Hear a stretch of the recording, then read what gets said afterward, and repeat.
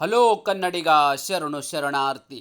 ಇವತ್ತು ನಮ್ಮ job search ಏನಪ್ಪ ಅಂತ ಹೇಳಿದ್ರೆ, district health society Yadgiri recruitment 2025 ಅಧಿಸೂಚನೆ ಪ್ರಕಟವಾಗಿದೆ ಅಂತ ಹೇಳಿದ್ರೆ, ಈ ಒಂದು ಅರ್ಜಿ ಬಯಸುವ ಅಭ್ಯರ್ಥಿಗಳು ಯಾವೆಲ್ಲ ಕ್ವಾಲಿಫಿಕೇಶನ್ ಆಗಿರಬೇಕಾಗತ್ತೆ, ವಯೋಮಿತಿ, ವೇತನ, ಅರ್ಜಿ ಸಲ್ಲಿಕೆ ದಿನಾಂಕ, ಹುದ್ದೆಗಳ ಮಾಹಿತಿ, ಓವರಾಲ್ ಆಗಿ ಒಂದು ನೋಟಿಫಿಕೇಶನ್ ಬಗ್ಗೆ ನಾನು ನಿಮಗೆ ಇಲ್ಲಿ ಮಾಹಿತಿ ಕೊಡುತ್ತೇನೆ. ಈ ವಿಡಿಯೋನ ಸ್ಕಿಪ್ ಮಾಡದೆ ಕೊನೆ ತನಕ ನೋಡಿ. ಅದರ ಜೊತೆಗೆ ಮೊದಲ ಬಾರಿ ನಮ್ಮ ಯೂಟ್ಯೂಬ್ ಚಾನಲ್ಗೆ ವೀಕ್ಷಕರಾಗಿದ್ದರೆ ಸಬ್ಸ್ಕ್ರೈಬ್ ಜೊತೆಗೆ ಬೆಲ್ ಐಕನ್ ಕ್ಲಿಕ್ ಮಾಡೋದನ್ನು ಮರೆಯಬೇಡಿ. ಮೊದಲೇದಾಗಿ ನಾವು ಇಲ್ಲಿ ಹುದ್ದೆ ಬಗ್ಗೆ ಮಾಹಿತಿ ನೋಡೋಣ ಬನ್ನಿ. ಹುದ್ದೆಗಳು ಯಾವ್ಯಾವಪ್ಪ ಅಂದರೆ, ಶಸ್ತ್ರಕರು ಮತ್ತು ಪ್ರಯೋಗಶಾಲಾ ತಂತ್ರಜ್ಞ ಅಧಿಕಾರಿಗಳಿರ್ತಕ್ಕಂಥ ವಿವಿಧ ಹುದ್ದೆಗಳ ಅರ್ಜಿಗಳನ್ನು ಆಹ್ವಾನಿಸಲಾಗಿದೆ. ಕರ್ತವ್ಯ ಸ್ಥಳ ನೋಡೋದಾದರೆ, ಹುದ್ದೆಗೆ ಆಯ್ಕೆಯಾದ ಅಭ್ಯರ್ಥಿಗಳು ಯಾದಗಿರಿ ಜಿಲ್ಲೆಯಲ್ಲೇ ಕೆಲಸವನ್ನು ನಿರ್ವಹಿಸಬೇಕು. ಎಲ್ಲಿ? ಯಾದಗಿರಿ ಜಿಲ್ಲೆಯಲ್ಲಿ. ಹಾಗಾದರೆ ಖಾಲಿ ಇರುವ ಹುದ್ದೆಗಳ ಸಂಖ್ಯೆ ಎಷ್ಟು ಅಂತ ನೋಡಿದ್ರೆ, ಒಟ್ಟು 2 ಹುದ್ದೆಗಳ ಭರ್ತಿಗೆ ಅರ್ಜಿಗಳನ್ನು ಆಹ್ವಾನಿಸಿದೆ. ಎಷ್ಟಿರ್ತಕ್ಕಂಥದ್ದು? 2 ಹುದ್ದೆಗಳು. ಯಾವೆಲ್ಲ ಒಂದು ಹುದ್ದೆಗಳು ಕರೆದಿದ್ದಾರೆ, ಆ ಹುದ್ದೆಗಳ ಅನುಗುಣವಾಗಿ ಇಲ್ಲಿ ಸಂಖ್ಯೆ ನೋಡಾದರೆ, ಶಸ್ತ್ರಕರು ಇರ್ತಕ್ಕಂಥ ಹುದ್ದೆಗೆ 1 ಹುದ್ದೆ ಇದೆ ಮತ್ತು ಪ್ರಯೋಗಶಾಲಾ ತಂತ್ರದ ಅಧಿಕಾರಿಗಳಿಗೆ 1 ಹುದ್ದೆಗಳ ಅರ್ಜಿಗಳನ್ನು ಆಹ್ವಾನಿಸಲಾಗಿದೆ.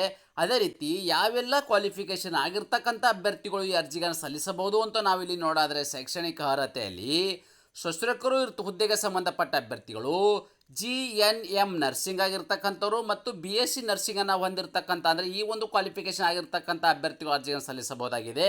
ಅದರ ಜೊತೆಗೆ ಕರ್ನಾಟಕದಲ್ಲಿ ನರ್ಸಿಂಗ್ ಕೌನ್ಸಿಲಿಂಗನ್ನು ನೋಂದಣಿವಾಗಿರ್ತಕ್ಕಂಥ ಅಭ್ಯರ್ಥಿಗಳು ಮಾತ್ರ ಅರ್ಜಿಗಳನ್ನು ಸಲ್ಲಿಸಬಹುದಾಗಿದೆ, ಬಹುಮುಖ್ಯವಾಗಿರೋದು.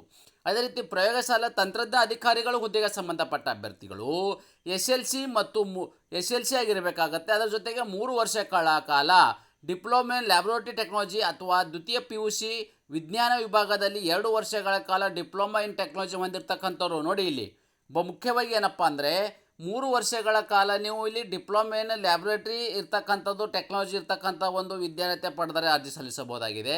ಇಲ್ಲ ಅಂದರೆ ನೀವು ದ್ವಿತೀಯ PUCಯಲ್ಲಿ ವಿಜ್ಞಾನದಲ್ಲಿ ನೀವು ಸಬ್ಜೆಕ್ಟನ್ನು ಹೊಂದಿರತಕ್ಕಂಥ ಅಭ್ಯರ್ಥಿಗಳಿದ್ದರೂ ಅರ್ಜಿ ಸಲ್ಲಿಸಬಹುದಾಗಿದೆ. ಇಲ್ಲ ಅಂದರೆ 2 ವರ್ಷಗಳ ಕಾಲ ಡಿಪ್ಲೊಮಾ ಇನ್ ಲ್ಯಾಬ್ರೋಟರಿ ಟೆಕ್ನಾಲಜಿನ ಹೊಂದಿರತಕ್ಕಂಥ ಅಭ್ಯರ್ಥಿಗಳು ಕೂಡ ಅರ್ಜಿಯನ್ನು ಸಲ್ಲಿಸಬಹುದಾಗಿದೆ. ವಯಸ್ಸಿನ ಮಿತಿ ಬಗ್ಗೆ ನಾವಿಲ್ಲಿ ನೋಡೋದಾದರೆ, ಅಭ್ಯರ್ಥಿಗಳಿಗೆ 45 ವರ್ಷದ ಮಿತಿ ನಿಗದಿಪಡಿಸಲಾಗಿದೆ. ನೋಡಿ ಎಷ್ಟಿರ್ತಕ್ಕಂಥದ್ದು, ಮ್ಯಾಕ್ಸಿಮಮ್ ಆಗಿ 45 ವರ್ಷ ಒಳಗಡೆ ಇರತಕ್ಕಂಥ ಅಭ್ಯರ್ಥಿಗಳು ಅರ್ಜಿ ಸಲ್ಲಿಸಬಹುದಾಗಿದೆ. ಅದೇ ರೀತಿ ಆಯ್ಕೆ ಇರ್ತಕ್ಕಂಥ ಅಭ್ಯರ್ಥಿಗಳಿಗೆ ಪ್ರತಿ ತಿಂಗಳು ಸಿಗ್ತಕ್ಕಂಥ ವೇತನ ನಾವು ಇಲ್ಲಿ ನೋಡೋದಾದರೆ ತಾವುಗಳು ಗಮನಿಸಬಹುದು. ಹುದ್ದೆ ಮತ್ತು ಹುದ್ದೆಗೆ ಅನುಗುಣವಾಗಿ ವೇತನ. ಶಸ್ತ್ರಕೋರು ಹುದ್ದೆಗೆ ಸಂಬಂಧಪಟ್ಟ ಅಭ್ಯರ್ಥಿಗಳಿಗೆ 22,000 ರೂಪಾಯಿ, ಪ್ರಯೋಗಶಾಲಾ ತಂತ್ರಜ್ಞ ಅಧಿಕಾರಿಗಳಿರ್ತಕ್ಕಂಥವರಿಗೆ 20,000 ರೂಪಾಯಿ ಇಲ್ಲಿ ಪ್ರತಿ ತಿಂಗಳು ವೇತನವನ್ನು ನೀಡಲಾಗುವುದು. ಅದರಂತೆ ಈ ಆಯ್ಕೆ ವಿಧಾನ ಹೇಗೆ ಮಾಡ್ತಾರಪ್ಪ ಅಂದರೆ, ಅಪ್ಲಿಕೇಶನ್ ಹಾಕಿರ್ತಕ್ಕಂಥ ಅಭ್ಯರ್ಥಿಗಳನ್ನ ಮೆರಿಟ್ ಕಮ್ ರೋಸ್ಟರ್ ಆಧಾರದ ಮೇಲೆ ಅಭ್ಯರ್ಥಿಗಳ ಹುದ್ದೆಗೆ ಆಯ್ಕೆ ಮಾಡಲಾಗುವುದು. ಇಲ್ಲಿ ಯಾವುದೇ ರೀತಿ ಎಕ್ಸಾಮ್ ಇರೋದಿಲ್ಲ ಮತ್ತು ಓವರಾಲ್ ಕೂಡ ನಿಮಗೆ ಇರೋದಿಲ್ಲ. ಇಲ್ಲಿ ನೀವು ಇರ್ತಕ್ಕಂಥ ಏನು ಪರ್ಸೆಂಟೇಜ್ ಏನಿದೆ, ಆ ಪರ್ಸೆಂಟೇಜ್ ಆಧಾರದ ಮೇಲೆ ಇಲ್ಲಿ ಮೆರಿಟ್ ಲಿಸ್ಟನ್ನು ಸಿದ್ಧಪಡಿಸಿ ಆ ಮೆರಿಟ್ ಲಿಸ್ಟದಲ್ಲಿ ಕ್ವಾಲಿಫೈ ಆಗಿರ್ತಕ್ಕಂಥ ಅಭ್ಯರ್ಥಿಗಳನ್ನು ನೇಮಕಾತಿ ಮಾಡಲಾಗುವುದು.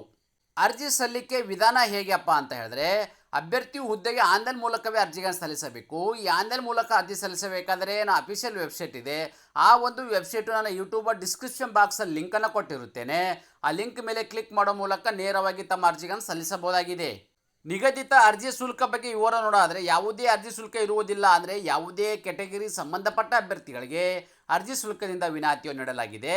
ಅದೇ ರೀತಿ ಅರ್ಜಿ ಸಲ್ಲಿಸಲು ನಿಗದಿಪಡಿಸಿದ ದಿನಾಂಕದ ವಿವರವನ್ನು ನೋಡೋದಾದರೆ, ನಾವಿಲ್ಲಿ ಅರ್ಜಿ ಸಲ್ಲಿಕೆ ಪ್ರಾರಂಭ ದಿನಾಂಕ ಸೆಪ್ಟೆಂಬರ್ 12, 2022 ಪ್ರಾರಂಭವಾಗಿದ್ದು, ಅರ್ಜಿ ಸಲ್ಲಿಸಲು ಕೊನೆಯ ದಿನಾಂಕ ಸೆಪ್ಟೆಂಬರ್ 19, 2025 ಇಷ್ಟರೊಳಗಡೆ ತಮ್ಮ ಅರ್ಜಿಗಳನ್ನು ಸಲ್ಲಿಸಬೇಕು.